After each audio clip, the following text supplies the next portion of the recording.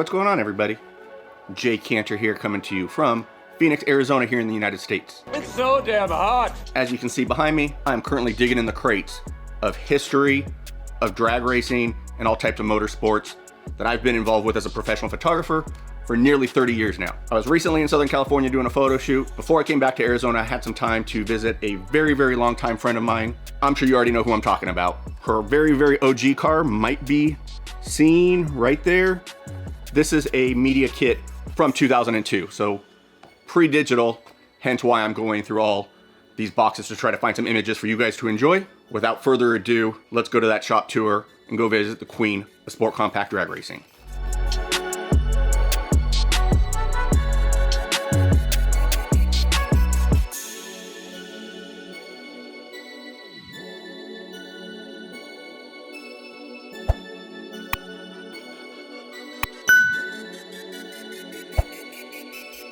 Okay, everybody, I'm inside here at McLeod. Told you I had a special guest today, so we're gonna go see what she's doing, see if she's in her office, and then get a quick update about the car she's working on, and maybe she'll give us a shop tour and take a look in the back, see if there's anything special for you. Here we go.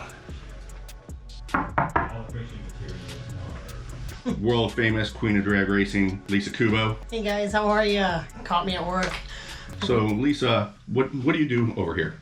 I do all of the sport compact drag racing products. Or I should say products in general. I do anything 4, 6, rotary, I do it all. Obviously, if anybody's followed any of your social media, you've been crazy on the road, going to all kinds of races. We know that you're working to bring your Civic back out after many, many years. Yeah, like 21 years, the car will come back out. Got a little slowed in the process, but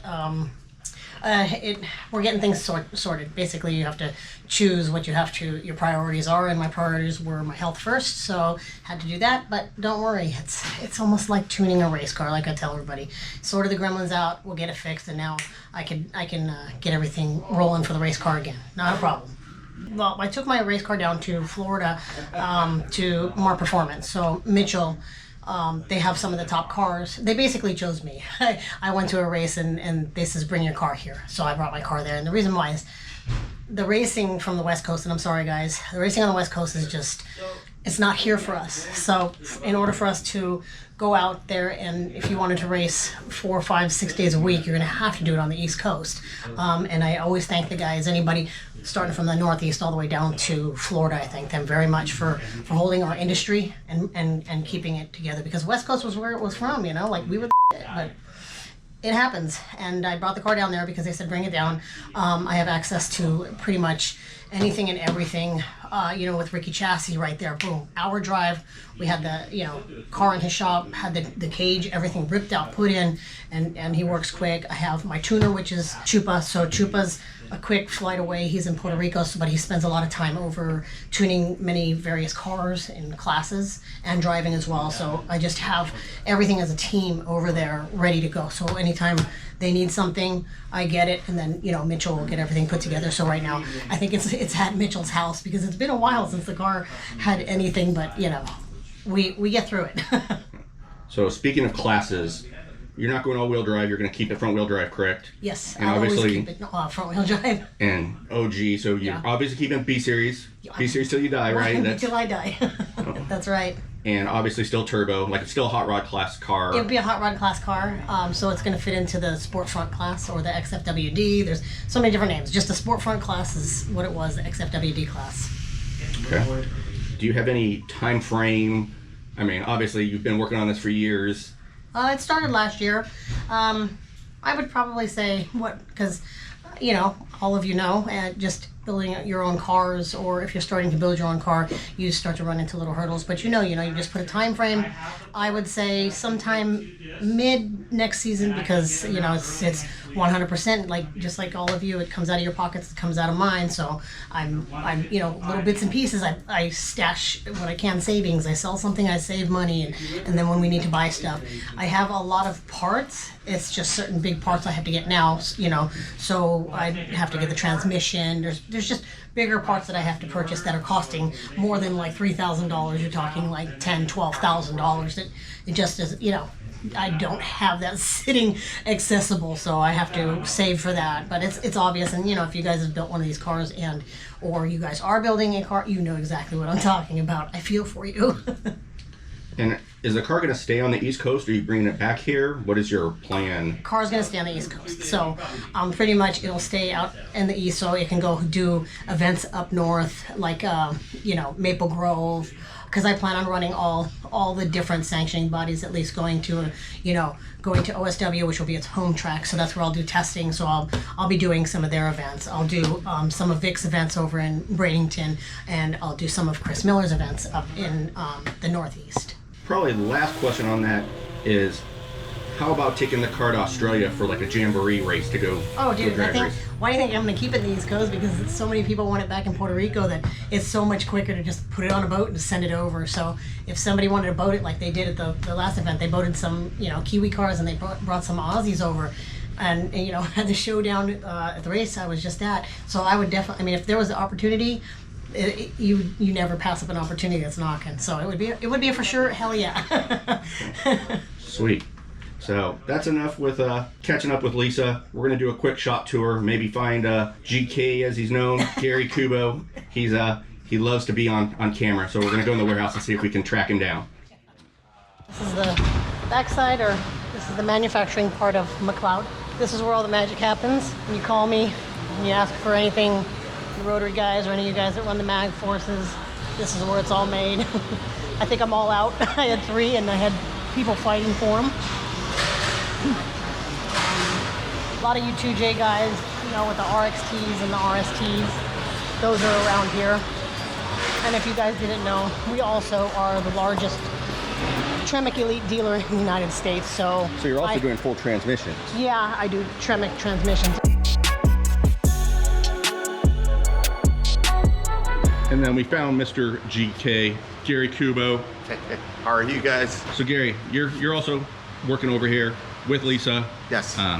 What exactly is your role at McLeod? Well, I guess you can say the R&D department. So we're here not only making some of the products that already were in existence, but creating new products as well. You're obviously doing way more than just Honda stuff, right? Oh yeah, You're doing R&D on everything. Yeah, LS motors, everything. LS motors. We got stuff for like the Nissan Patrol, Toyota Land Cruiser. We did some Lambo stuff. A lot of NASCAR stuff coming by too. So a lot of different projects. Really cool stuff. It's cool. Like obviously, I've known you and Lisa for a really, really long time. 30. About 30, yeah, 28 years, something like that now. Jeez. So. Jay, you were in the first, when the Civic ran in Palmdale, when I what was it, won the first race?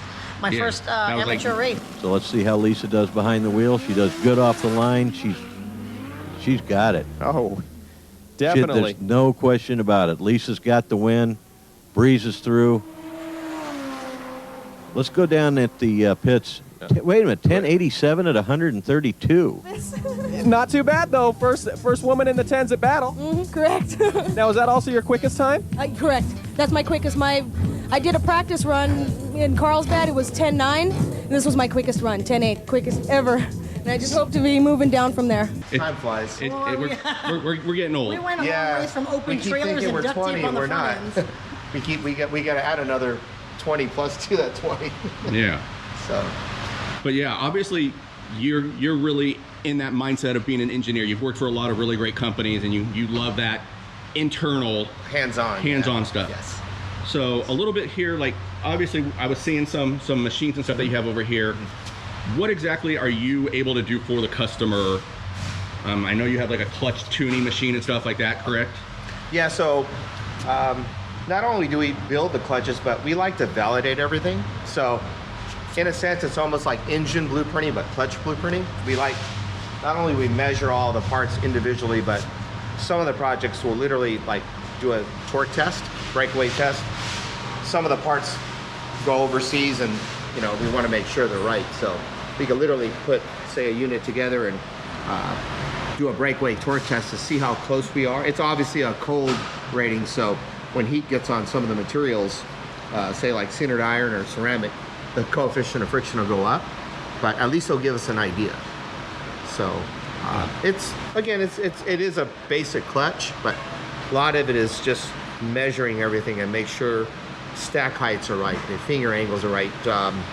That orange machine right there, the Famco, we literally will grab a diaphragm spring and say if a customer wants a specific spring pressure to hold an X amount of torque, we can do that, rather than just putting a super heavy spring and having a lot of pedal pressure. So it's more customized, because there's like no sense of putting a 4,000 pound cover, a release cover, if we're only trying to hold like 200 foot-pounds of torque. So there really is back in the day, we didn't have a lot of options with tuning or anything like that. No, we didn't. So now it's just like you're blueprinting your engine or your transmission, Correct. you're doing certain gears. Correct. You're now able to, with clutch and the spring pressure, you're able to really fine tune how Correct. much pressure you're getting. Correct. So we have variables of even like, for example, these pressure plates.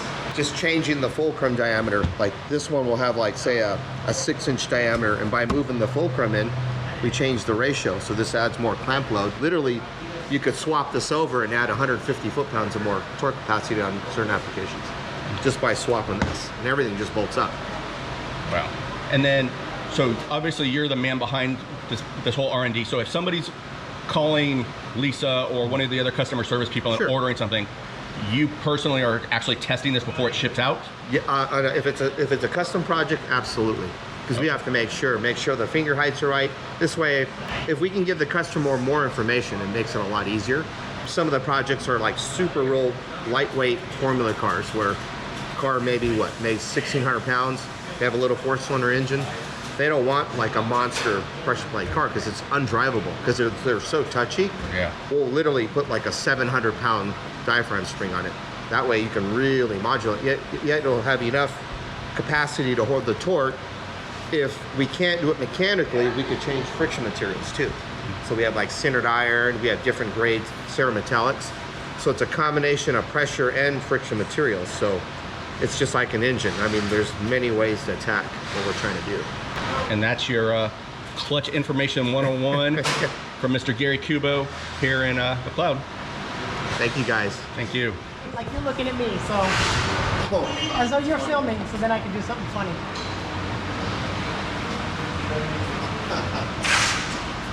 Okay. Thanks, Gary. But hopefully you guys had a good time here, McLeod.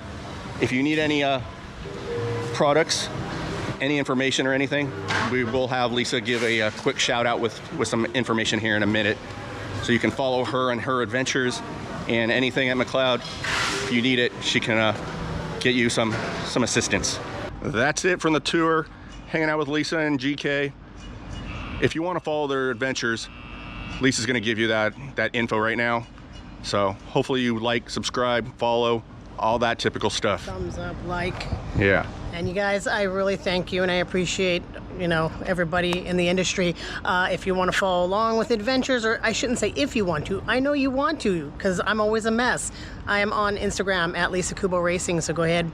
Feel free to hit that subscribe button and, follow along on all the mess, or you can find me at some of the select races, which I'll have on there as well, that I come out and, I'm with the McLeod brand, and I can explain things if you have questions or anything like that.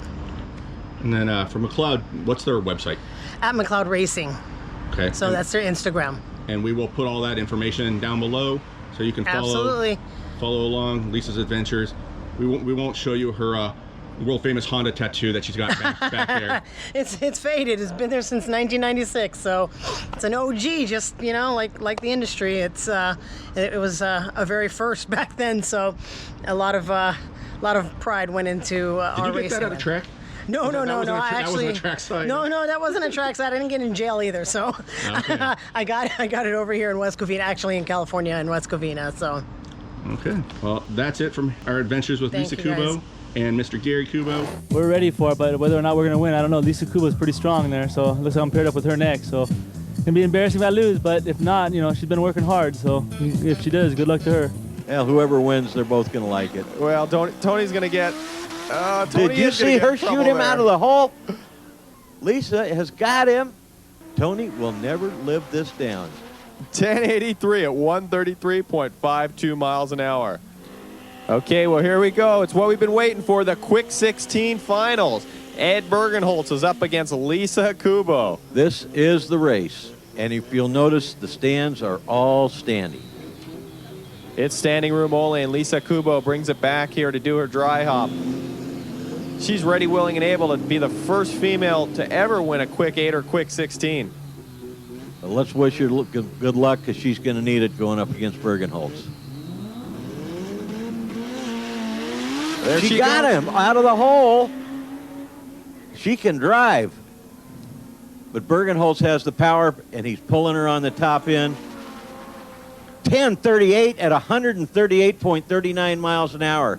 That's what it takes to win the quick 16. Man, I can't believe it. Well, you're getting quicker every run there. That was a 1080 after running, what, a 1089 or 1087 the pass before? And then 1085. I can't remember. I'm so worked up and excited. I can't even remember what I'm running. I know 310s today.